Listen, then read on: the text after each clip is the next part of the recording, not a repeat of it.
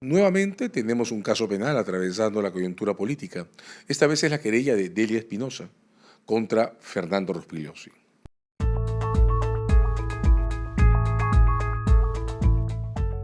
Matices y ribetes que hacen importante esta historia. Delia Espinosa era al momento de sufrir los agravios por los que reclama fiscal de la Nación. Fernando Rospigliosi es el presidente del Congreso. La escena, julio del 25. Delia Espinosa presenta en público una reunión pública con los familiares de las víctimas que murieron en la represión de las protestas que comenzaron en diciembre 22. Hay más de 50 muertes documentadas, incluso por video, en esa relación. Fernando Rospigliosi, terminada esa reunión, hecha pública, declaró en julio del 2025 que Delia Espinosa era una aliada del terrorismo y de las economías ilegales. Poco después, en septiembre, la llamó desquiciada. Incluso en un comunicado público, la organización política a la que responde Fernando Rospigliosi, Fuerza Popular, ha reclamado que se respete su derecho parlamentario a opinar y a criticar autoridades públicas. Hay que recordar que desde el 2003 el Tribunal Constitucional ha dejado establecido que los parlamentarios no tienen protecciones especiales más allá del derecho a ser juzgados por un juez de la Corte Suprema cuando atacan el honor de las personas o perpetran otros delitos comunes que no están conectados a su función. No hay, entonces, protecciones constitucionales cuando se trata de delitos contra el honor y de querellas como esta. De hecho, el proceso ha sido abierto a juicio. No ha habido un debate fuerte, mínimo, sobre la posibilidad de entablarlo. De modo que la primera línea de defensa del señor Fernando Rospigliosi, ampararse o pretender ampararse en sus protecciones parlamentarias, ha sido quebrada. Fernando Rospigliosi comparece a este proceso como un ciudadano de a pie, ante un tribunal especial, es cierto, pero como un ciudadano de a pie. La pregunta de este caso es si lo que dijo en julio del 2025 atraviesa, rompe la vara de la protección ciudadana frente a ataques contra el honor y la reputación de otras personas. Dicho en otros términos, se trata de establecer si cualquiera, no solo él, tiene derecho a decir de alguien más que es un aliado del terrorismo y de las economías ilegales, o si al hacer eso se está traspasando la barra de los insultos y por tanto se está entrando clara y lisamente en el terreno de las difamaciones, de los delitos que merecen sanción. La cuestión es particularmente compleja.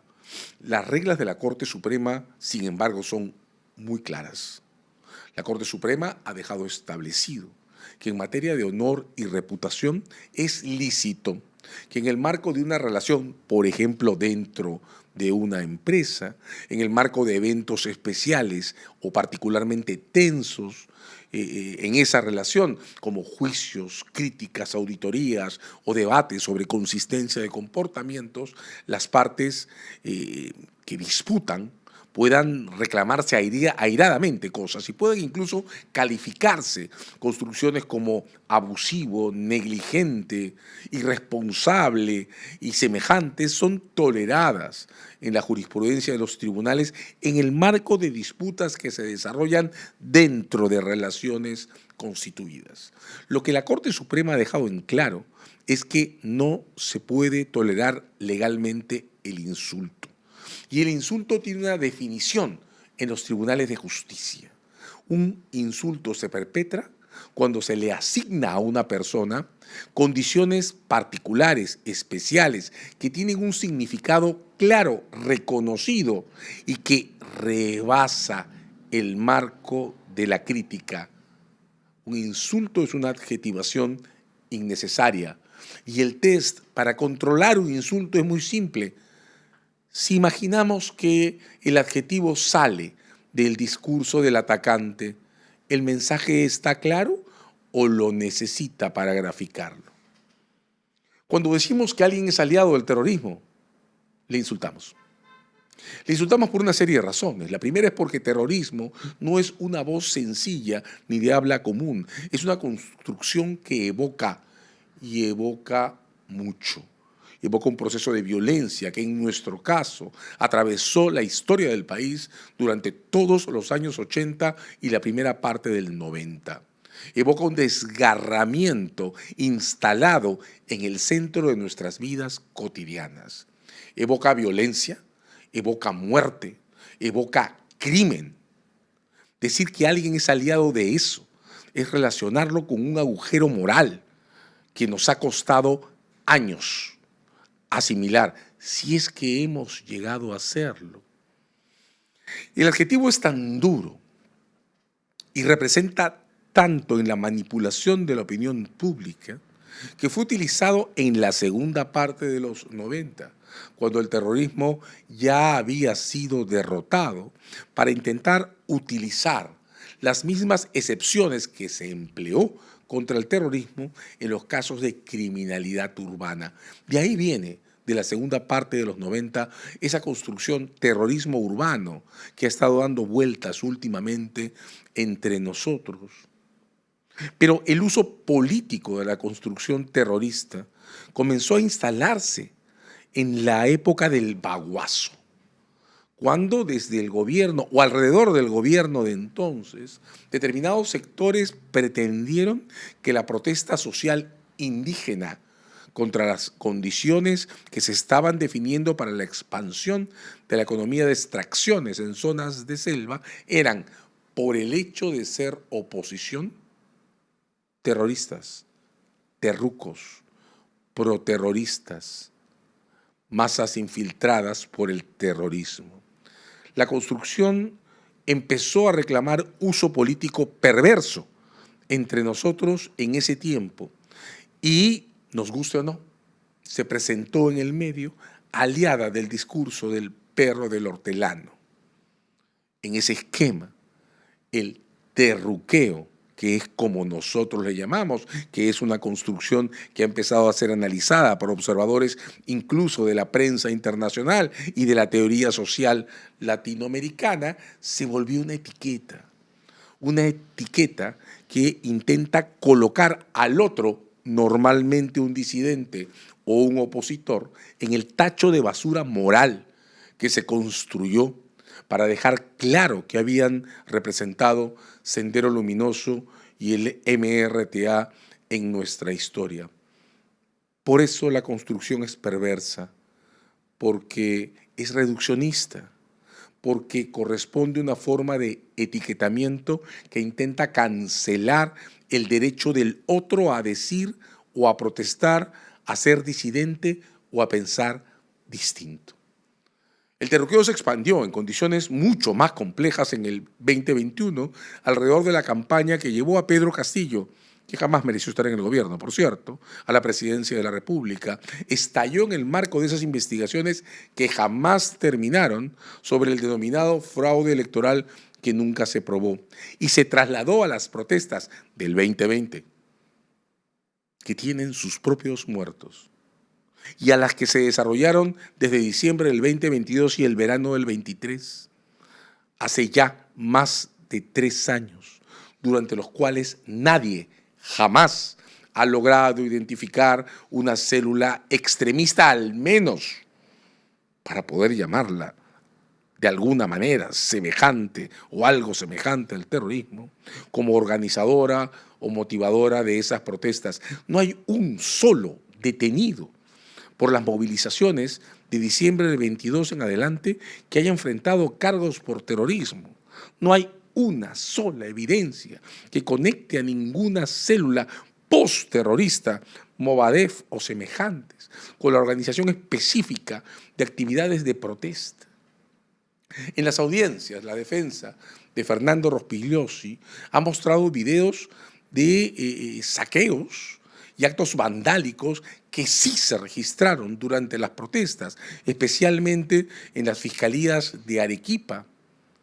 Pero el evento más serio, el asesinato de un policía fue perpetrado por otro ex policía y ninguno de los 50 muertos registrados ha sido asociado ni siquiera de cerca con ninguna organización violentista. Y esto es más importante, con ninguno de los eventos vandálicos que sí se registraron en el marco de esas protestas. Para citar un caso, está el video del señor Santisteban, asesinado con un disparo de granada a corta distancia. Y en todo ese tiempo, más de 3 años, jamás vinculado a ninguna organización, ni siquiera violentista. Esto último es importante de notarse, porque en su programa, en su propio espacio digital, Curwen notó hace algunos días, y tiene razón, que además el caso de la señora Espinosa tiene un doble ritmo narrativo, porque al decir en julio del 25, Fernando Rospigliosi, que ella es aliada del terrorismo y asociar esa declaración a una reunión con víctimas de las personas que murieron en las protestas de diciembre 22 en adelante, al mismo tiempo que difamar a quien entonces era la fiscal de la Nación, ha difamado la memoria de quienes murieron en esas protestas y por ende a sus deudos. Ha cometido un doble crimen enlazado contra la reputación y la memoria de personas que han muerto y respecto a las cuales, les guste o no, a quienes no les guste, no se ha registrado, documentado ninguna vinculación con actos de violencia. Vean los videos, están en la colección de IDL y de Ojo Público. Hay niños que han muerto, hay personas que han muerto auxiliando a otras personas y hay personas en concreto, Santisteban, que murió con un disparo a corta distancia de una granada lanzada contra el rostro. En las audiencias que se están desarrollando, la defensa del señor Rospigliosi ha reclamado la condición de terroristas para los manifestantes. Y esto, además, es un atentado registrado contra un derecho a información difícil para nuestros tribunales de justicia, el derecho a la protesta. Llamar proterroristas o terroristas a quienes protestan en disidencia contra una forma particular de gobierno es también un atentado contra un derecho, lo repito, que está en formación. El derecho no solo a expresar opiniones o manifestarse, sino el derecho a protestar. En las calles. No hay otra forma de protesta. La línea, además, en la que se inscribe este caso, está en otra disputa que también está en formación. La defensa legal de las víctimas de esa forma de etiquetamiento que se denomina entre nosotros terruqueo. Atribuirle a un opositor, nos guste o no su actividad, esa es otra cosa, pero atribuirle a un opositor una condición que le cancela de todo espacio moral, que es la de ser terrorista, proterrorista o estar vinculado al terrorismo. 3 casos públicos que se han registrado. IDL le ganó al señor Muñico, uno de los más visibles activistas de la resistencia, un procedimiento por difamación, por llamar a sus integrantes proterroristas. IDL es una organización que hace periodismo independiente con un punto de vista en particular que puede no gustar a todos, pero etiquetarle como proterrorista. Carla García acaba de perder un procedimiento por querella que impulsó Verónica Mendoza por haber hecho lo mismo.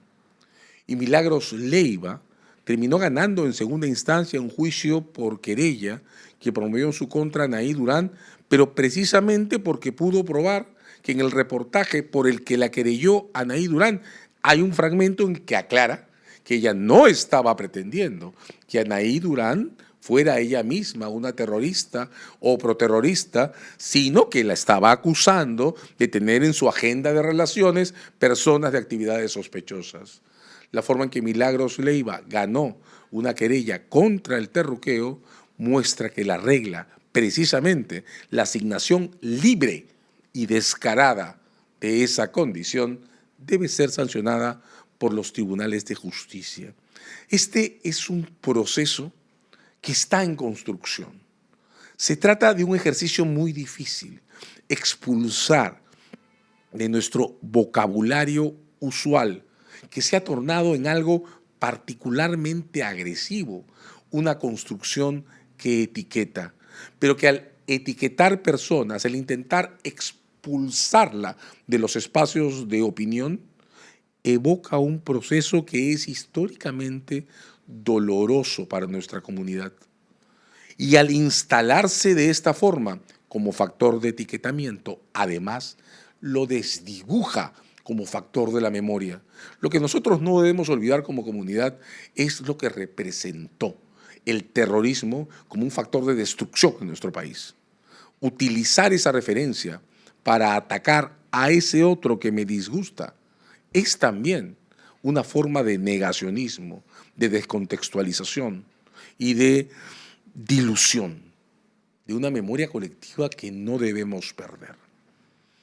El desafío es importante, se trata de aprender a respetar al otro o a la otra, incluso en las condiciones de tensión institucional que representa un sistema fuertemente fragmentado, profundamente polarizado como este en el que vivimos.